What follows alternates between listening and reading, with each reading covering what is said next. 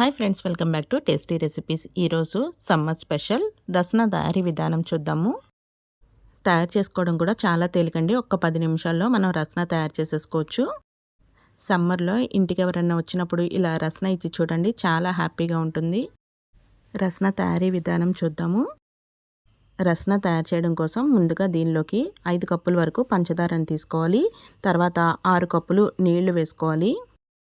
ఇంకా ఒక 6 కప్పుల వరకు నీళ్లు తీసుకోవాలి. మనం డ్రింకింగ్ వాటర్ ఉంటుంది కదా, మామూలు నార్మల్ వాటరే తీసుకోవాలి. పంచదారలో 6 కప్పులు నీళ్లు వేసిన తర్వాత గరిటతో కలుపుకుంటూ పంచదారని కరిగించుకోవచ్చు.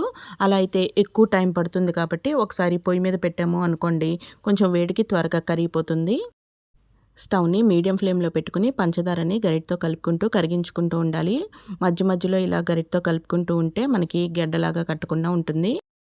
పంచదార కొంచెం కరిగిన తర్వాత స్టవ్ ఆఫ్ చేసేసుకోవచ్చండి. ఆ నీళ్లు వేడిగా ఉంటాయి కదా, అందుకని పంచదార త్వరగానే కరిగిపోతుంది. మనం పంచదార కరగడం కోసం మాత్రమే పొయ్యి మీద పెట్టుకుని ఇలా వేడి చేసుకుంటున్నాము. పంచదార కొంచెం సేపటికి ఇలా మొత్తం అంతా కూడా కరిగిపోతుందండి. ఇప్పుడు ఈ పంచదార నీళ్ళని చల్లారనివ్వాలి. మనకి పాకం అది అవసరం లేదండి, జస్ట్ పంచదార కరిగితే సరిపోతుంది.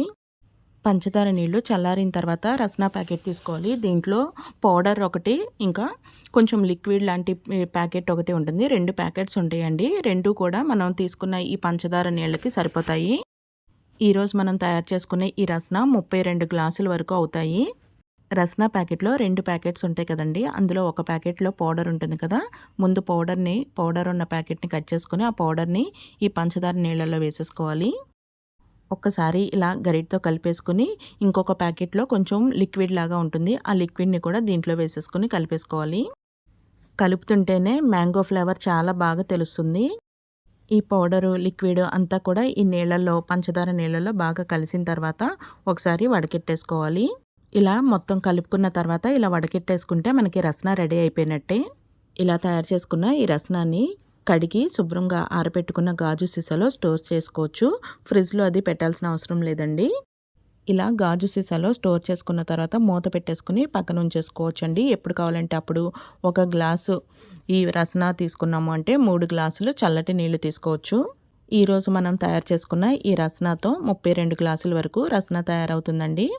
రస్నా తయారు చేసుకునేటప్పుడు ఇలా పుదీనా కానీ ఇంకా ఐస్ క్యూబ్స్ లాంటివి ఉంటే అవి కూడా వేసుకోవచ్చు. చల్లటి రస్నా రెడీ అయిపోయిందండి. ఇప్పుడు మనకి కూల్ డ్రింక్స్ ఇంకా ఐస్ క్రీమ్స్ లాంటివి బాగా అలవాటు అయిపోయినాయి కదా. ఒకసారి ఇలా రస్నాన్ని కూడా పిల్లలకి అలవాటు చేసి చూడండి. రోజు రస్నానే కావాలి అంటారు, అంత బాగుంటుంది. మరి సమ్మర్ స్పెషల్ అయిన ఈ రస్నా తయారీ విధానం మీకు నచ్చినట్టయితే ఫ్రెండ్స్కి, ఫ్యామిలీ మెంబర్స్కి షేర్ చేయడం మర్చిపోకండి. అలాగే ఫుడ్రీ ఛానల్ని సబ్స్క్రైబ్ చేసుకోవడం మర్చిపోకండి. థ్యాంక్ యూ ఫర్ వాచింగ్ ఫుడ్రీ ఛానల్.